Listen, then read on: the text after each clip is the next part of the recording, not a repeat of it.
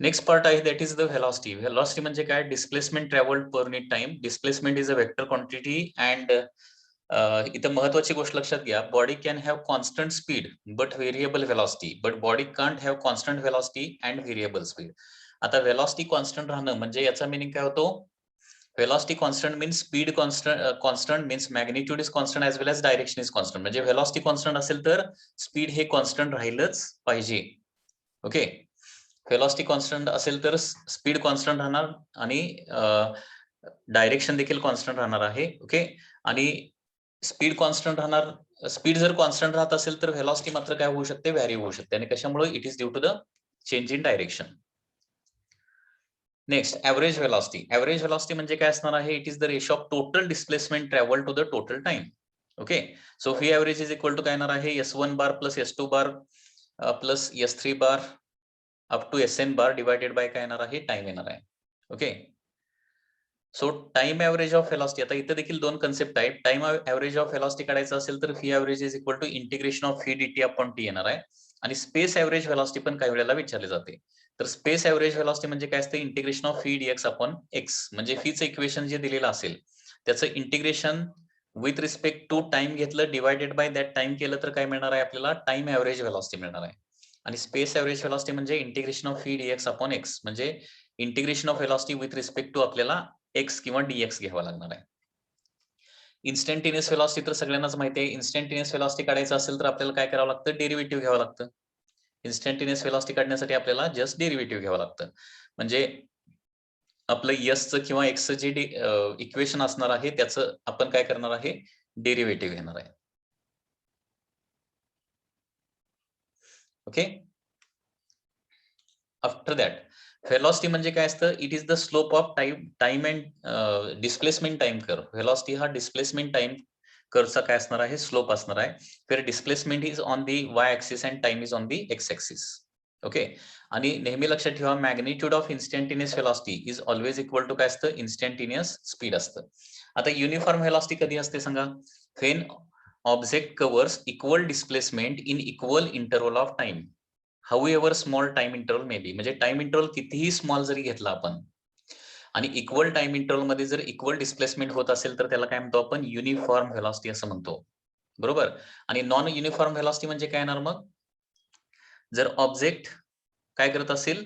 Equal time मध्ये unequal displacement करत असेल किंवा अनइक्वल टाइम मध्ये इक्वल डिस्प्लेसमेंट करत असेल तर त्याला काय म्हणणार आपण? नॉन युनिफॉर्म व्हेलॉसिटी असं म्हणणार आहे. Okay, next is the acceleration. Acceleration कधी क्रिएट होतंय? Whenever there is a change in velocity with respect to time. म्हणजे velocity with respect to time जर चेंज होत असेल, व्हेलॉसिटी म्हणतोय, स्पीड नव्हे. ओके, तर velocity with respect to time जर चेंज होत असेल तर त्याला काय म्हणतो आपण? ऍक्सेलरेशन असं म्हणतो. आता व्हेलॉसिटी मॅग्निट्यूडनं पण चेंज होऊ शकते किंवा डायरेक्शननं पण चेंज होऊ शकते किंवा दोन्हीनं चेंज होऊ शकते. Okay, so that is the acceleration. Acceleration is a vector quantity. आणि ऍक्सेलरेशनची डायरेक्शन काय असणार मग? सपोज मी असा क्वेश्चन विचारला की व्हेलॉसिटीची डायरेक्शन आणि ऍक्सेलरेशनची डायरेक्शन सेम असते का? सेम असेलच असं नाही. व्हेलॉसिटी आणि ऍक्सेलरेशन मध्ये कितीही अँगल असू शकतो. 0 degree, 90 degree, 180 degree, any angle. ठीक आहे. परंतु ऍक्सेलरेशन आणि चेंज इन व्हेलॉसिटीची डायरेक्शन नेहमी सेम असते. नेहमी लक्षात ठेवा. मी काय सांगितलं? ऍक्सेलरेशन आणि कोणाची डायरेक्शन नेहमी सेम असते? Change in व्हेलॉसिटीची. ओके, कळलं का मी काय सांगतो? हा पॉइंट लक्षात ठेवा. ऍक्सेलरेशन आणि व्हेलॉसिटीची डायरेक्शन सेम असेलच का? तर असेलच असं नाही. May be or may not be.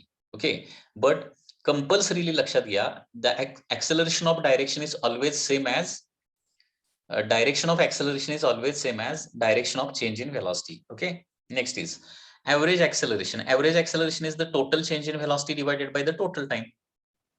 Okay, you can see here total change in velocity divided by total time. Change in velocity म्हणजे काय होणार आहे? That is final velocity minus initial velocity divided by time. Okay, so that is the average acceleration. म्हणजे average acceleration काढायला एक time interval पाहिजे. Average आणि instantaneous मध्ये बेसिक डिफरन्स काय आहे? तर ऍव्हरेज म्हटलं की लार्ज टाइम इंटरवल असतो आणि इन्स्टंटेनियस म्हणजे काय असतं? Very very very small time interval. हाच दोघांच्या मध्ये डिफरन्स आहे. टाइम इंटरवल मध्ये डिफरन्स आहे. Okay, when time interval is very small, it is a instantaneous quantity, and when time interval is large, then there is average. Okay, so particular time इंटरव्हलवर final speed, final velocity आपल्याला माहिती पाहिजे, initial velocity माहिती पाहिजे. Final velocity minus initial velocity divided by time म्हणजे काय येणार आहे, ऍक्सेलरेशन येणार आहे तुमचं. ओके, आता ऍक्सेलरेशन रिलेटेड लक्षात घ्या. For time t1, suppose there is acceleration a1, and for time t2, suppose there is acceleration a2. Then average acceleration is a1 t1 plus a2 t2 divided by t1 plus t2. So that is the average acceleration. Okay. After that, for half of the time interval, acceleration a1 असेल आणि next half time interval acceleration a2 असेल, तर average acceleration काय येणार आहे, a1 plus a2 divided by 2. जसं आपण स्पीडचं बघितलं होतं ना, तसाच हा फॉर्म्युला आहे. ओके, म्हणजे फर्स्ट 5 मिनिट सपोज काय असेल, ऍक्सेलरेशन 5 असेल आणि नेक्स्ट 5 मिनिटला ऍक्सेलरेशन 10 असेल, तर ऍव्हरेज ऍक्सेलरेशन काय येणार, 5 plus 10 divided by 2. Okay, so first half time आणि नेक्स्ट हाफ टाइम म्हणण्याऐवजी इक्वल टाइम इंटरव्हल म्हटलं तरी हाच फॉर्म्युला येणार आहे. Okay, so average acceleration is a1 plus a2 divided by 2. सगळे आपण फॉर्म्युले रिवाइज करत चाललोय, लक्षात घ्या. त्याच्यानंतर if a particle is accelerated for first half of the distance with a1 and next half of the distance with a2. म्हणजे first half distance a1 acceleration जातोय, next half distance a2 acceleration जातोय. यालाच आपण असं पण म्हणू शकतो, for example first s distance a1 न जातोय आणि नेक्स्ट त्याच्या पुढचं यस डिस्टन्स a2 न जात असेल, तर ऍक्सेलरेशन येणार आहे a1 plus a2 divided by 2. म्हणजे फॉर्म्युला चेंज होत नाही. स्पीड मध्ये आठवते का, एक formula v1 plus v2 divided by 2 होता आणि दुसरा formula 2v1 v2 upon v1 plus v2 होता. टाइम इंटरवल सेम असेल तर v1 plus v2 divided by 2. Distance same असेल दोन्ही पार्टचं, तर काय होतं, 2v1 v2 upon v1 plus v2. परंतु तसं ऍक्सेलरेशनला काहीही होत नाही.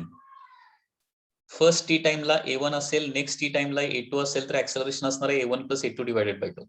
फर्स्ट यस डिस्टन्सला ऍक्सेलरेशन a1 असेल, नेक्स्ट यस डिस्टन्सला ऍक्सेलरेशन a2 असेल, तर ऍव्हरेज ऍक्सेलरेशन वन्स अगेन काय येतं, a1 plus a2 divided by 2 येतं. वेगळा फॉर्म्युला येत नाही. Next is the instantaneous acceleration. पुन्हा एकदा इन्स्टंटेनियस वर्ड आला तर त्याचा मिनिंग काय होतो, आपल्याला डेरिव्हेटिव्ह काढावं लागतं. So instantaneous acceleration A is equal to काय असतं, dv बाय dt असतं. आता इथे ऍक्सेलरेशनचे दोन फॉर्म्युले महत्वाचे आहेत. दोन फॉर्म्युले कुठले महत्वाचे आहेत बघा, फॉर्म्युले मी इथे लिहितोय.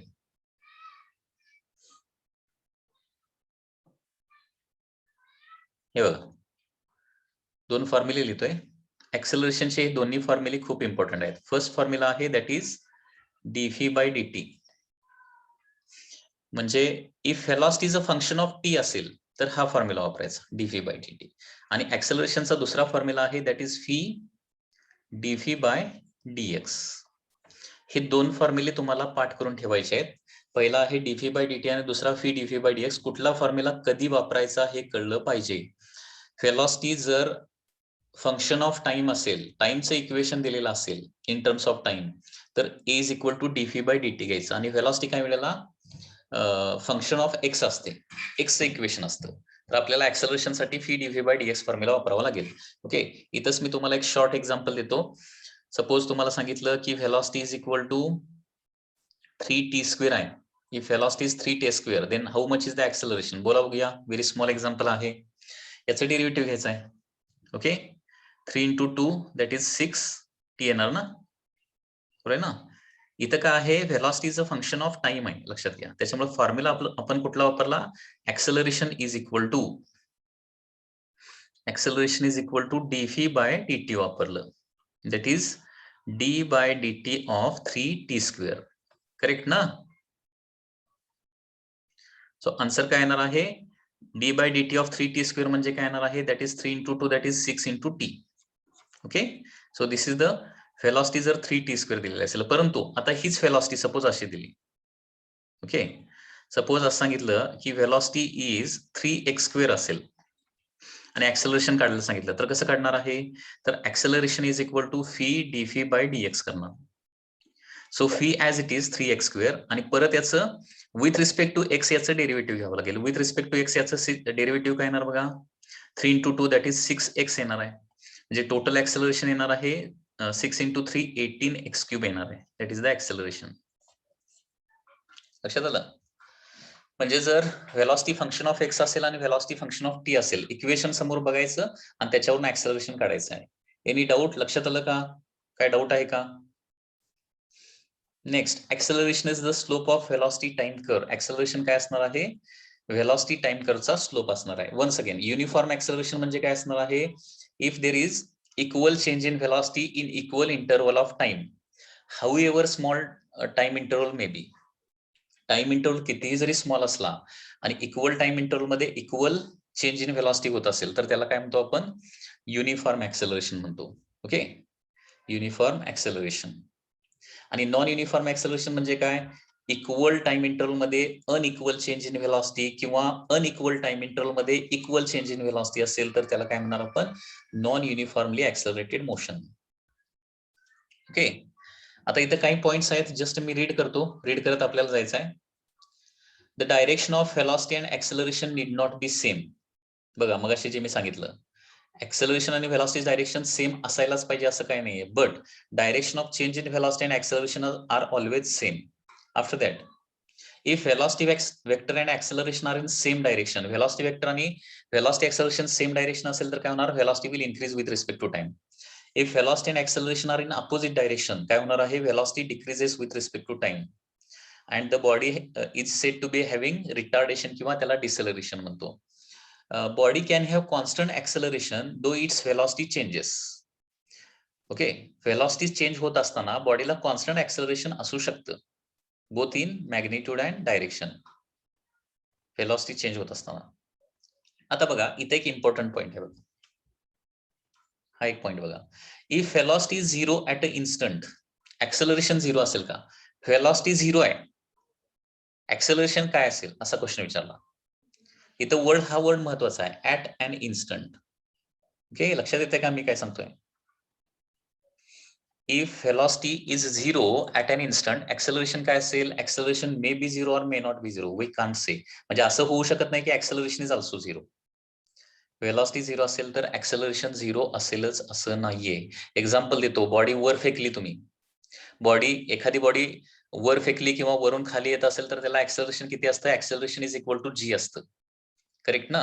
आता टॉपमोस्ट पॉइंटला पोहोचल्यावर बॉडी वर फेकली, टॉपमोस्ट पॉइंटला पोहोचली, व्हेलॉसिटी 0 होणार, व्हेलॉसिटी 0 आहे परंतु ऍक्सेलरेशन किती आहे त्याला? जी एवढं ऍक्सेलरेशन आहे तिथं सुद्धा. किंवा SHM चा एक्झाम्पल घ्या, सिंपल हार्मोनिक मोशन. मीन पोझिशन बघा, सॉरी मीन पोझिशनला नाही, एक्स्ट्रीम पोझिशन बघा. एक्स्ट्रीम पोझिशनला काय असतं? SHM करत असताना व्हेलॉसिटी 0 असते परंतु ऍक्सेलरेशन मात्र काय असतं? ओमेगा, म्हणजे मॅक्सिमम ऍक्सेलरेशन असतं त्यावेळी. When velocity 0 in SHM, acceleration is maximum. Okay, but इथं बघा, velocity 0 for an time interval. Okay, हा डिफरन्स आहे, वर्ड मध्ये डिफरन्स पडतोय. व्हेलॉसिटी जर टाइम इंटरवल मध्ये 0 असेल म्हणजे चेंजच होत नाही व्हेलॉसिटी, असा त्याचा मिनिंग झाला विथ रिस्पेक्ट टू टाइम. आणि व्हेलॉसिटी कॉन्स्टंट म्हणजे काय असणार आहे? व्हेलॉसिटी 0 राहते म्हणजे 0च राहते म्हणजे कॉन्स्टंट राहते असं अझ्युम करू शकतो. So therefore acceleration must be 0.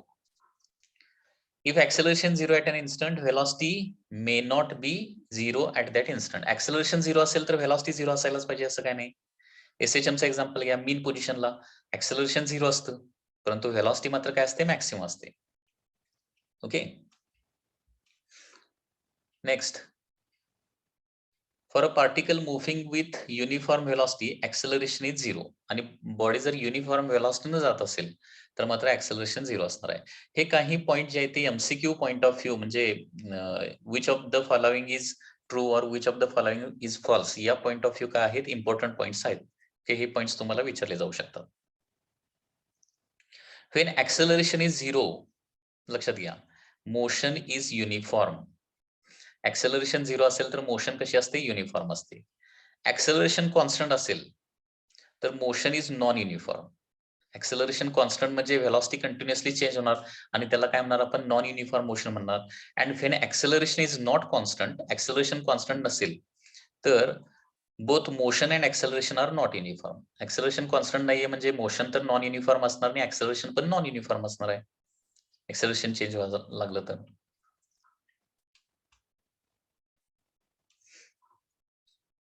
हे बघा, आता हा देखील एक पॉइंट महत्वाचा आहे. इथं बघा काय दिलंय, if acceleration is constant, velocity increases with equal increase in velocity in equal intervals. Constant ऍक्सेलरेशनचा मिनिंग काय आहे? तर इक्वल टाइम इंटरवल मध्ये इक्वल इन्क्रीज इन व्हेलॉसिटी होणार. कॉन्स्टंट ऍक्सेलरेशन म्हणजे for example 5 metre per second square acceleration असेल तर first 1 second मध्ये 5 न स्पीड वाढलेला असणार, वेलॉसिटी वाढलेली असणार आहे. नेक्स्ट 1 सेकंड मध्ये परत 5 न वाढलेला असणार आहे. नेक्स्ट 1 सेकंड मध्ये आणखी परत 5 न वाढलेला असणार आहे. म्हणजे कॉन्स्टंट ऍक्सलरेशन म्हणजे equal increase in equal time interval, equal increase in velocity in equal time interval असणार आहे. आता इफ ऍक्सलरेशन इज इन्क्रीजिंग काय होणार, आणि ऍक्सलरेशन वाढत असेल तर व्हेलॉसिटी वाढतच जाणार. आणि कशी वाढत जाणार आहे, in equal time interval there is more increase in velocity असणार आहे. More increase in velocity in equal time interval. Acceleration वाढतंय कंटिन्युअसली, म्हणजे याचा मिनिंग काय होतोय, फर्स्ट 1 सेकंड मध्ये 5 न स्पीड वाढणार आहे. नेक्स्ट 1 सेकंड मध्ये कदाचित 6 न वाढेल. नेक्स्ट 1 सेकंड मध्ये 7 न वाढणार. नेक्स्ट 1 सेकंड मध्ये 8 न वाढणार. Okay, so that is the meaning of increasing acceleration. आता असा काही वेळेला क्वेश्चन पडतो की ऍक्सलरेशन डिक्रीज होत असेल तर व्हेलॉसिटी काय होत असणार आहे. Acceleration, most of the student असं सांगतात की ऍक्सलरेशन जर डिक्रीज होत असेल विथ रिस्पेक्ट टू टाइम तर व्हेलॉसिटी काय होते, इन्क्रीजच होते. लक्षात घ्या, because acceleration means increase in velocity. Okay, if acceleration is decreasing velocity continuously increases. Okay, फरक एवढाच असणार आहे, इक्वल टाइम इंटरवल मध्ये काय होणार आहे, देर इज काय असणार आहे, less increase in velocity in equal time interval असणार आहे. सपोज सुरुवातीला ऍक्सलरेशन 10 असेल तर त्याचा मिनिंग काय होणार आहे, फर्स्ट 1 सेकंड मध्ये 10 न व्हेलॉसिटी वाढणार. सपोज 10चं आता ऍक्सलरेशन 9 झालं, म्हणजे ऍक्सलरेशन कमी झालंय. मग नेक्स्ट 1 सेकंड मध्ये काय होणार आहे, व्हेलॉसिटी 9 न फक्त वाढणार, कारण ऍक्सलरेशन 9 झालंय. आता व्हेलॉसिटी 9 न वाढणार, ऍक्सलरेशन म्हणजे व्हेलॉसिटी वाढणंच ना. नेक्स्ट 1 सेकंड मध्ये ऍक्सलरेशन सपोज 9चं 8 झालं तर व्हेलॉसिटी किती होणार आहे, 8 न वाढणार आहे. Okay, so when acceleration is decreasing, आता हे व्यवस्थित जरा इथं लक्ष द्या मी काय सांगतोय. When acceleration is decreasing with respect to time, velocity is increasing with respect to time, हे लक्षात ठेवायचं. आणि ऍक्सलरेशन डिक्रीज होत कधीतरी 0 होणार आहे. आणि ऍक्सलरेशन ज्यावेळी 0 होणार ना त्यावेळी व्हेलॉसिटी मॅक्सिमम होणार. एसएचएमचं एक्झाम्पल घ्या रे, एसएचएमचं. हे बघा, एक्स्ट्रीम पोझिशनला ज्यावेळी पार्टिकल असतोय, एक्स्ट्रीम पोझिशनला त्यावेळी त्याचं ऍक्सलरेशन मॅक्सिमम असतं आणि व्हेलॉसिटी 0 असतं. मीन पोझिशनला येईल त्याचं ऍक्सलरेशन कमी कमी कमी होत जातं आणि व्हेलॉसिटी वाढत वाढत वाढत जाते. मीन पोझिशनला आल्यानंतर काय होतंय, ऍक्सलरेशन 0 होतंय आणि त्यावेळी व्हेलॉसिटी मॅक्सिमम झालेली असते. ओके, सो एसएचएम मध्ये ही केस होते की when acceleration is decreasing velocity is increasing. Okay, next.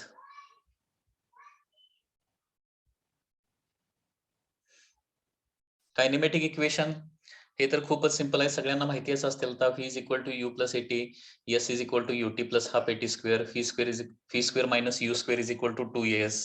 Okay, अनेक वेळा आपण असं म्हणतो की V square is equal to you square plus 2as. त्याच्याऐवजी या फॉर्म मध्ये मोस्टली वापरलं तर ते बरं पडेल. अँड फोर्थ इक्वेशन आहे that is displacement in n second is equal to U plus A in bracket n minus half. म्हणजे 13 सेकंड 14 सेकंड मधली डिस्प्लेसमेंट वगैरे काढायची असेल, त्या 1 सेकंड मधली डिस्प्लेसमेंट काढायची असेल तर you plus A in bracket n minus half हा फॉर्म्युला एक पाठ करावा लागेल. वेक्टर फॉर्म मध्ये हे फॉर्म्युले कसे लिहिणार, V bar is equal to U bar plus A bar into T, S bar is equal to काय येणार आहे, U bar into T plus half A T square. आता इथं आणखी हा एक फॉर्म्युला महत्वाचा आहे बघा. ओके, काय वेळेला इनिशियल व्हेलॉसिटी, फायनल व्हेलॉसिटी आणि टाइम माहिती असतो आणि त्यावेळी डिस्प्लेसमेंट कशी काढायची, U plus V divided by 2 into T. बघा, हे सेकंड कायनेमॅटिक इक्वेशन आहे, S is equal to U T plus half A T square.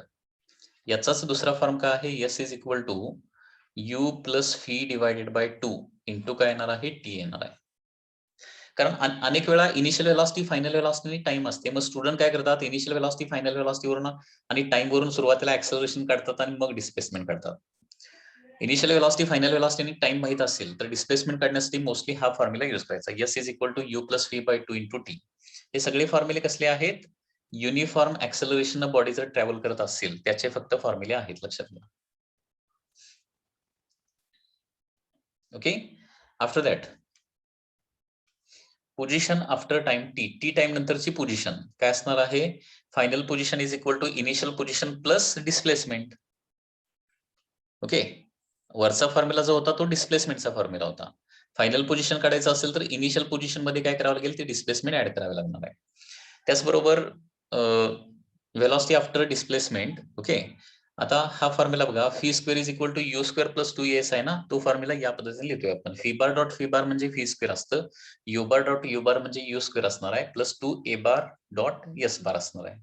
And displacement in n second is given by formula Sn is equal to u bar plus a bar in bracket n minus half. Okay, लक्ष देते students. Next,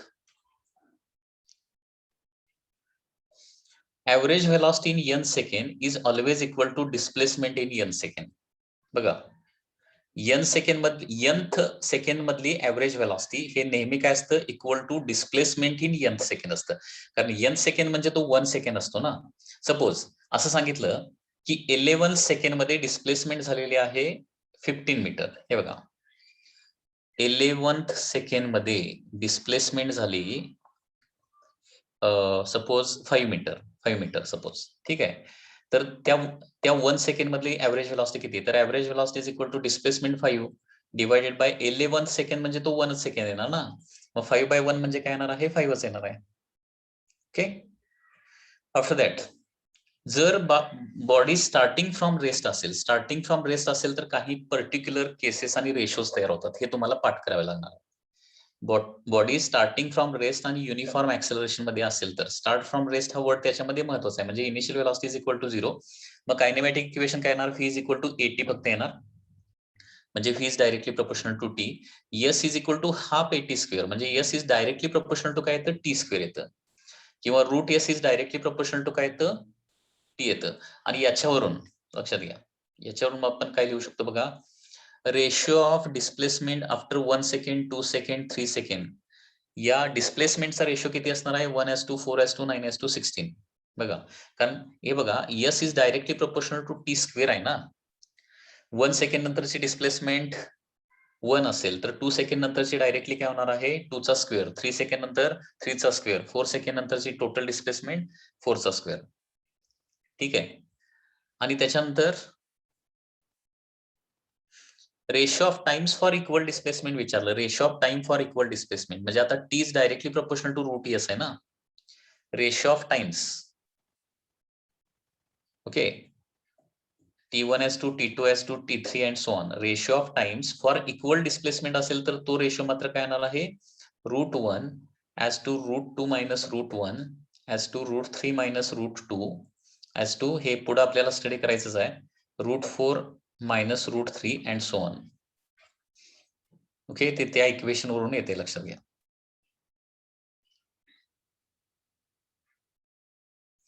काही गोष्टी आहेत या आपण फक्त revise करत निघालोय fast, तुम्हाला थोडंफार माहिती आहे असं कन्सिडर करून. बघा, हे बघा, ratio of displacements after 1, 2, 3, 4 second 1:4:9 9:16.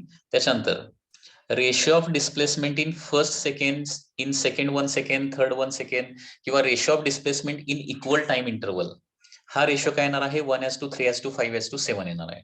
म्हणजे याच्यावर असा सिंपल क्वेश्चन विचारला जातो, बॉडी स्टार्टिंग फ्रॉम रेस्ट हा वर्ड तिथं महत्वाचा आहे. बॉडी स्टार्टिंग फ्रॉम रेस्ट आणि युनिफॉर्मली ऍक्सलरेटेड मोशन असेल, फर्स्ट 1 सेकंड मध्ये 5 मीटर जर गेलेला असेल तर त्याच्या पुढच्या 2 सेकंड मध्ये, त्याच्या नेक्स्ट 2 सेकंड मध्ये तो किती जाणार आहे? नेक्स्ट 2 सेकंड मध्ये.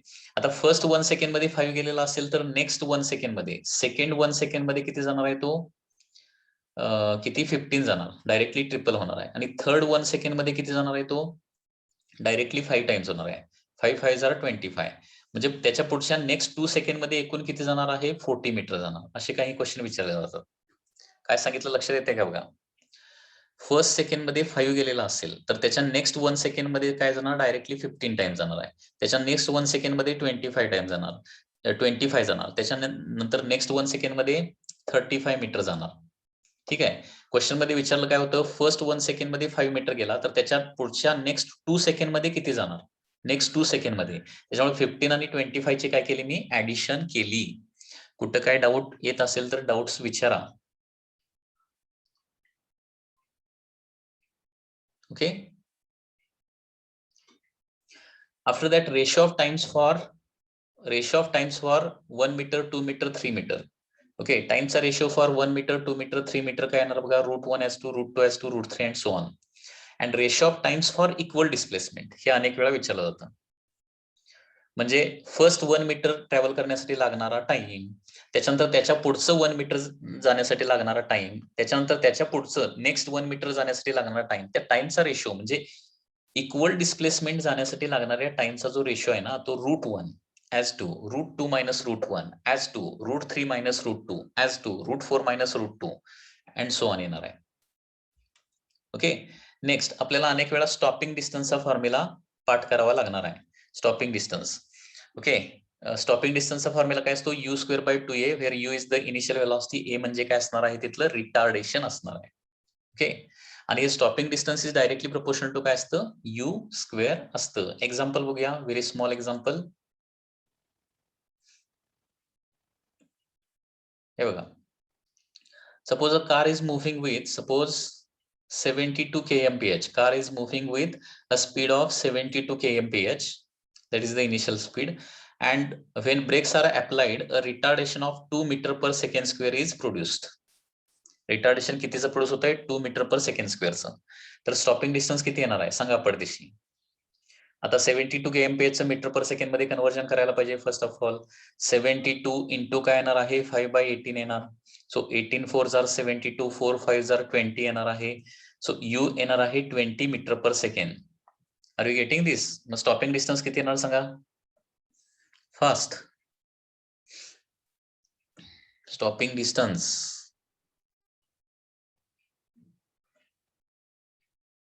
correct. 2 students have given correct answer. 100 100 100 correct. That is u square. 20 चा स्क्वेअर काय होणार आहे, 400 डिवायडेड बाय 20 चा स्क्वेअर 400 ना, divided by 2a that is 4. 400/4 that is equal to 100. आता इथे आणखी एक महत्वाची गोष्ट, stopping distance is directly proportional to velocity square आहे, इनिशियल वेलॉसिटी स्क्वेअर आहे. मग आता याच्यावर असा क्वेश्चन विचारला जाऊ शकतो की suppose car is moving with 40 kmph. Car 40 kmph न ट्रॅव्हल करत होती आणि त्याला स्टॉप करण्यासाठी 50 मीटर डिस्टन्स ट्रॅव्हल करावं लागतं. ओके, 40 kmph न ट्रॅव्हल करत होती, ब्रेक अप्लाय केल्यानंतर 50 मीटर मध्ये जाऊन थांबते.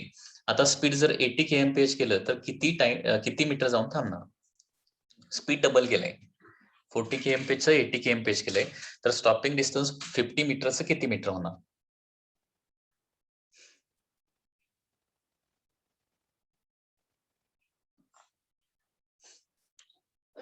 बघा, करेक्ट. बघा, stopping distance is directly proportional to you square. म्हणजे स्पीड जर डबल केलं तर स्पीडचा स्क्वेअर आहे ना तिथं, स्टॉपिंग डिस्टन्स 4 टाइम्स होणार. 4 टाइम्स म्हणजे 50चं 4 टाइम्स किती होणार आहे, 200 मीटर होणार. सपोज 40 kmph चं 120 kmph केलं स्पीड, म्हणजे रेशो मध्ये तुम्ही सॉल्व्ह करू शकताय. S2 divided by S1 is equal to U2 divided by U1 bracket square. Okay, U2 speed triple झालं, 3 चा स्क्वेअर किती होणार आहे, 9 होणार आहे. So S2 is equal to 9 times S1 होणार आहे. म्हणजे स्पीड डबल झालं तर स्टॉपिंग डिस्टन्स 4 टाइम्स होत आहे. स्पीड ट्रिपल झालं तर स्टॉपिंग डिस्टन्स 9 टाइम्स होत आहे. 9 5 जार 450. Okay, very simple. Okay, after that stopping distance with reaction time. काही वेळेला क्वेश्चन मध्ये रिॲक्शन टाइम म्हणजे काय, डेंजर सिग्नल बघितल्यापासून ऍक्च्युअली ब्रेक अप्लाय होईपर्यंतचा टाइम पिरियड. कारण त्या टाइम पिरियड मध्ये ब्रेक अप्लाय झालेला नसणार आहे आणि बॉडी त्याच वेलॉसिटीने मूव्ह करत असणार आहे. तर stopping distance with reaction time असतो u²/2a येणारच आहे, u इंटू डेल्टा टी पण येणार आहे. तर delta T is the reaction time. Okay, कारण डेंजर बघितल्या आपण ब्रेक सडनली अप्लाय करू शकत नाही. डेंजर बघितल्यापासून काही कदाचित 0.1 सेकंड 0.23 सेकंड किंवा 1 सेकंड 2 सेकंड असा रिॲक्शन टाइम असू शकतो की ज्या टाइम मध्ये ती कार त्याच वेलॉसिटीने ट्रॅव्हल करत असते आणि त्याच्यानंतर ब्रेक अप्लाय होतो. ओके, त्याच्यानंतर if 2 cars are travelling in opposite direction. Okay, 2 cars opposite direction जर ट्रॅव्हल करत असतील, sorry, if 2 cars are travelling in same direction first with speed v1 v2 स्पीडनं जात असतील, त्यांच्यामधलं सेपरेशन जर d असेल तर त्यांचं कोलिजन होणार का नाहीये. तर स्टॉपिंग डिस्टन्स किती काढावं लागेल बघा. स्टॉपिंग डिस्टन्स किती येणार. तर आता इथं रिलेटिव्ह व्हेलॉसिटीची कन्सेप्ट आपल्याला यूज करावी लागणार. पुढच्या कारचं speed V1 for example V2 असेल आणि पाठीमागच्या कारचं स्पीड काय असेल V1 असेल आणि V1 इज ग्रेटर दॅन काय असेल V2 असेल, तर काय होणार, पाठीमागची कार पुढच्या कारवर जाऊन आदळण्याची शक्यता आहे. त्याच्यामुळे पाठीमागची कार पुढच्या कारकडे कितीच्या स्पीडनं जाणार आहे, V1 मायनस V2 या स्पीडनं जाणार आहे. आणि त्याच्यामुळे स्टॉपिंग डिस्टन्सचा फॉर्म्युला येणार आहे V1 minus V2 square divided by 2a. Stopping distance जसा u स्क्वेअर बाय 2a वापरला ना, त्याच्याऐवजी काय होणार आहे V1 minus V2 square by 2a येणार आहे. That is the stopping distance. आणि या डिस्टन्स पेक्षा त्यांच्यामधलं डिस्टन्स काय पाहिजे, जास्त पाहिजे. So D should be greater than S असलं पाहिजे किंवा ग्रेटर दॅन दिस टर्म असलं पाहिजे, तरच कोलिजन होणार नाही.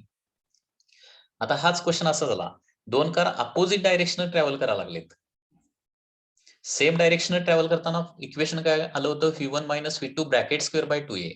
अपोजिट डायरेक्शन जर ट्रॅव्हल करत असतील आणि त्यांच्यामधलं डिस्टन्स डी जर असेल, दोघांनाही सेम अमाऊंट मध्ये ब्रेक अप्लाय केला, ओके, तर स्टॉपिंग डिस्टन्स इथे किती येणार आहे, V1 plus V2 bracket square येत नाही, V1 square plus V2 square divided by 2a येतं. हे लक्षात ठेवावं लागेल, कारण V1 plus V2 bracket square वेगळं आणि V1 square plus V2 square ही टर्म वेगळी येणार आहे. सेम डायरेक्शन ट्रॅव्हल करत असेल तर V1 minus V2 bracket square येणार आहे आणि अपोजिट डायरेक्शन ट्रॅव्हल करत असेल तर V1 square plus V2 square divided by 2 हे स्टॉपिंग डिस्टन्स येणार आहे. आणि या स्टॉपिंग डिस्टन्स पेक्षा त्यांच्यामधलं डिस्टन्स काय पाहिजे, जास्त पाहिजे, तर कोलिजन होणार नाही. Okay, next.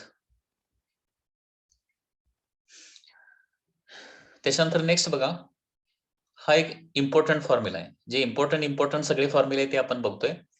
हे बघा, बॉडी युनिफॉर्मली ऍक्सलरेटेड मोशन मध्ये आहे. Body is in uniformly accelerated motion. Okay, body is uniformly accelerated motion मध्ये असेल. आता P पोझिशनला असताना त्याचं स्पीड U आहे, Q पोझिशनला असताना त्याचं स्पीड V आहे. तर एक्झॅक्टली मिड पॉइंटला असताना त्याचं स्पीड काय असणार आहे, युनिफॉर्मली ऍक्सलरेटेड मोशन मध्ये आहे. तर फॉर्म्युला येतो U square under root U square plus V square by 2 येतो. म्हणजे U plus V divided by 2 येत नाही, लक्षात घ्या. Under root U square plus V square by 2 असा एक क्वेश्चन याच्यावर आलेला होता, लक्षात घ्या. काय क्वेश्चन आलेला होता बघा, देर is a long train, okay, आणि ते एका सिग्नल पासून पास करते, एक सिग्नल पास करते आणि ही जी ट्रेन आहे ती युनिफॉर्म ऍक्सलरेशन मध्ये आहे. त्याचं फ्रंट एंड जे आहे ते फ्रंट एंड ज्यावेळी सिग्नलला पास करत असते त्यावेळी ते 10 kmph न पास करते सिग्नलला. आता पुढे जाईल तसं ट्रेनचं स्पीड वाढत जाणार ना, आणि ज्यावेळी बॅक एंड काय होतंय त्या सिग्नलला पास करतं त्यावेळी त्याचं स्पीड असतं सपोज 30 kmph. तर ट्रेनचा जो मिड पॉइंट असणार आहे तो सिग्नलला किती स्पीडनं क्रॉस करणार आहे बघा. एक लॉंग ट्रेन असणार आहे, एका पॉइंट पासून पास व्हायला लागलेला आहे, ओके. फ्रंट एंड ज्यावेळी त्या सिग्नलला होतं त्यावेळी स्पीड होतं 10 kmph. बॅक एंड त्या सिग्नल जवळ होतं त्यावेळी स्पीड होतं 30 kmph. तर त्यावेळी ट्रेनचा मिड पॉइंट त्या सिग्नल जवळ असेल तर त्यावेळी ट्रेनचा स्पीड किती असणार आहे. फॉर्म्युला सेम येणार आहे, under root U square plus V square by 2, okay. That is under root 100 plus 900 divided by 2 येणार आहे. म्हणजे under root 1000 by 2 that is under root 500 येणार आहे.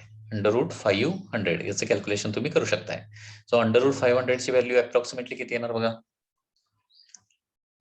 अंडर रूट 500, 5 चा रूट माहिती पाहिजे, ओके. रूट 5 इंटू 10 येणार.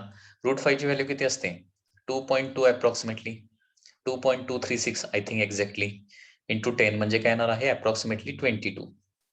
कारण 22 चा स्क्वेअर किती असतो, 484 असतो, I think 484, okay. So 22.36 exact answer येणार आहे. त्याच्यानंतर बुलेट आणि प्लँक्सचा प्रॉब्लेम बघा. बुलेट्स अँड प्लँक्सचा प्रॉब्लेम हा एक प्रॉब्लेम मी इथं घेतो आणि सॉल्व्ह करतो फास्ट मध्ये. बुलेट्स अँड प्लँक्सचा प्रॉब्लेम खूप इझी आहे, ओके. बुलेट आणि प्लँक्सच्या प्रॉब्लेम मध्ये कसं येणार बघा.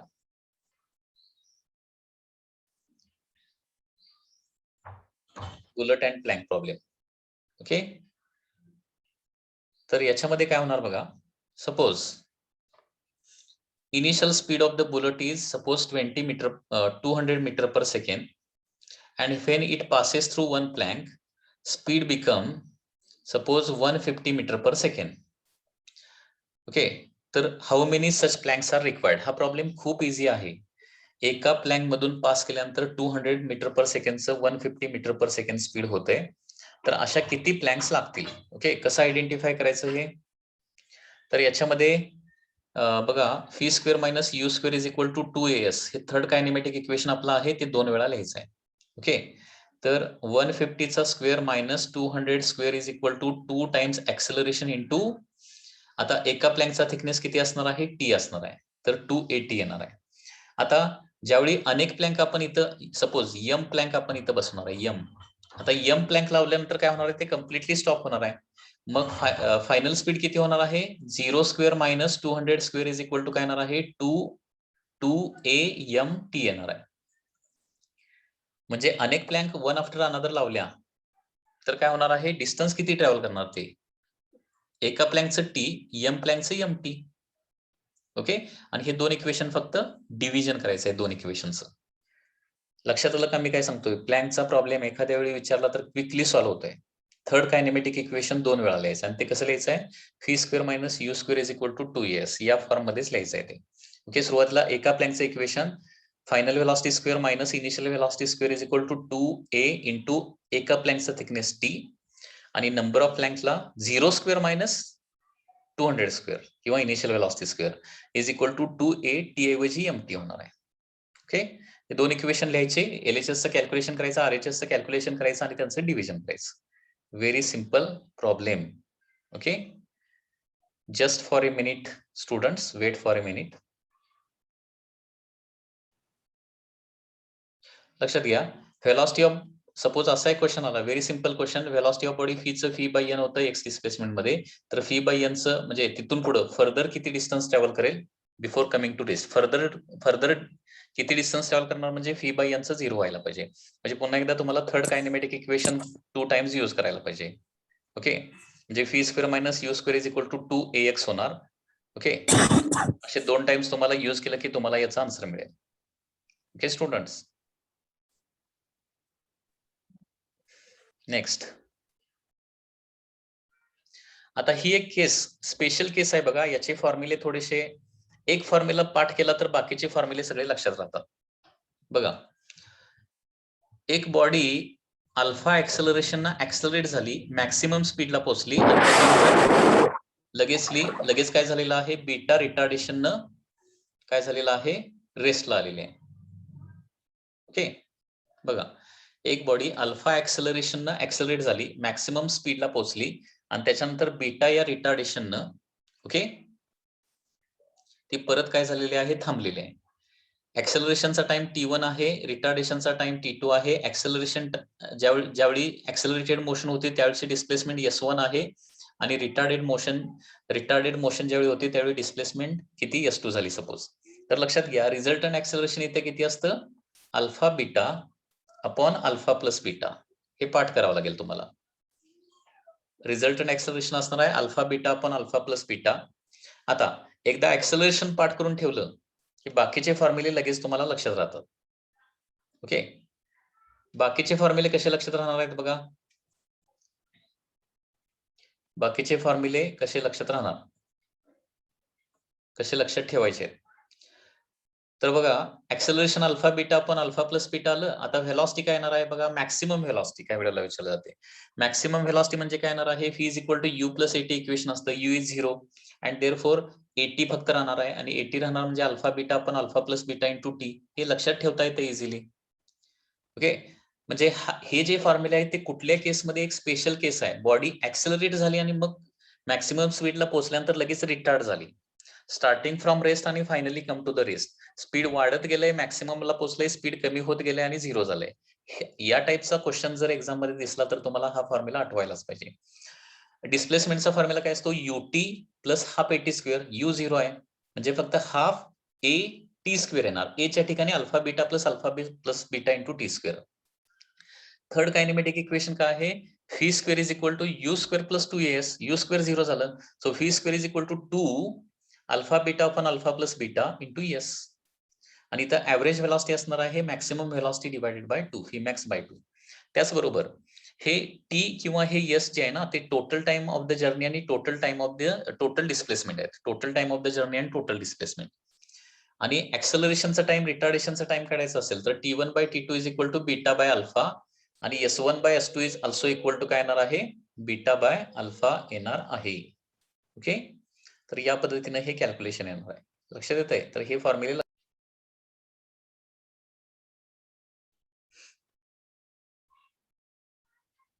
Next is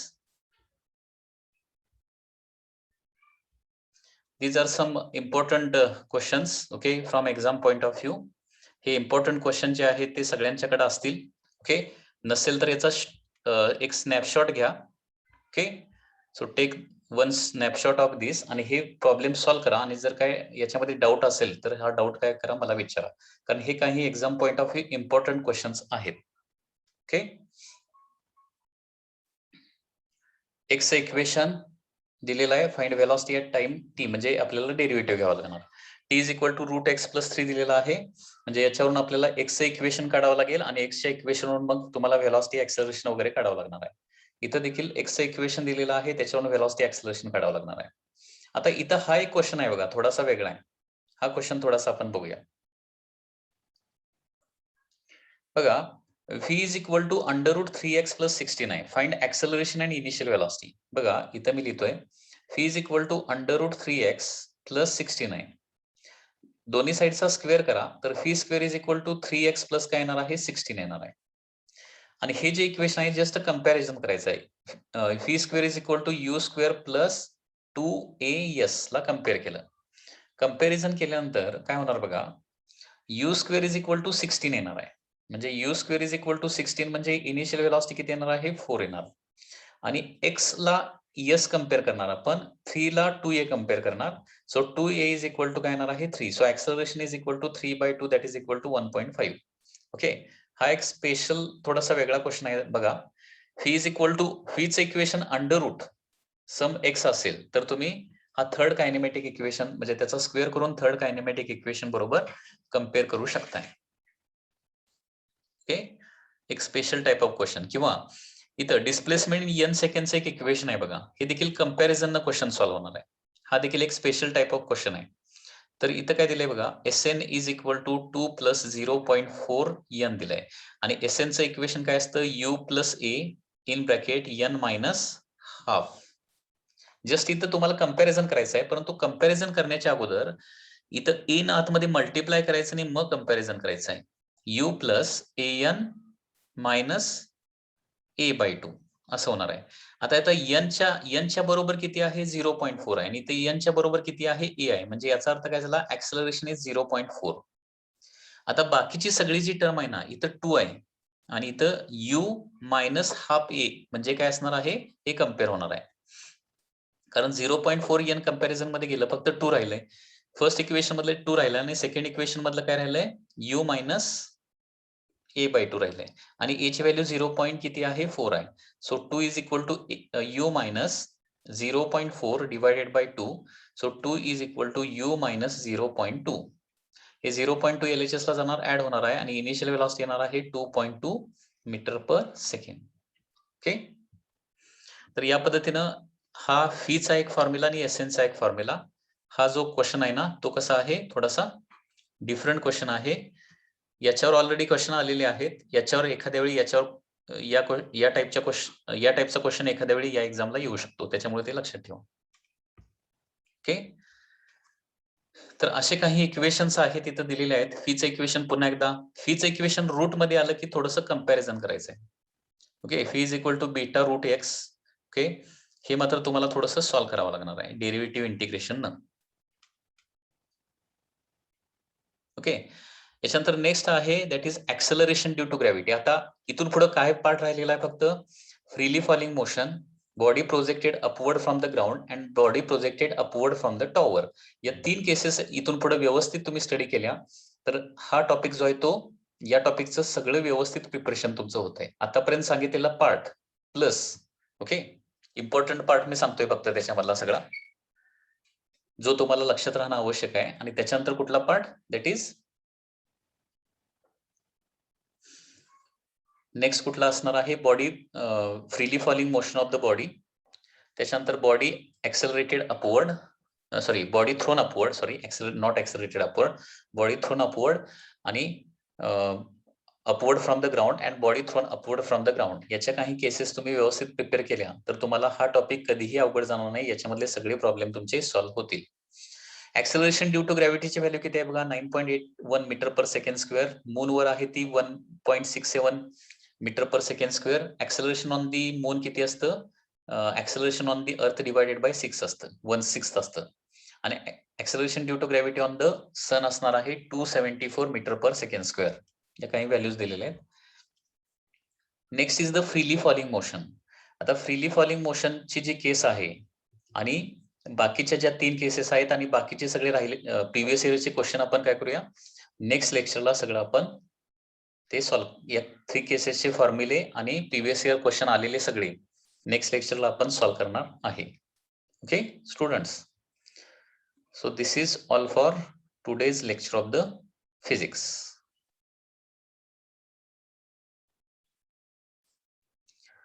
So bye student,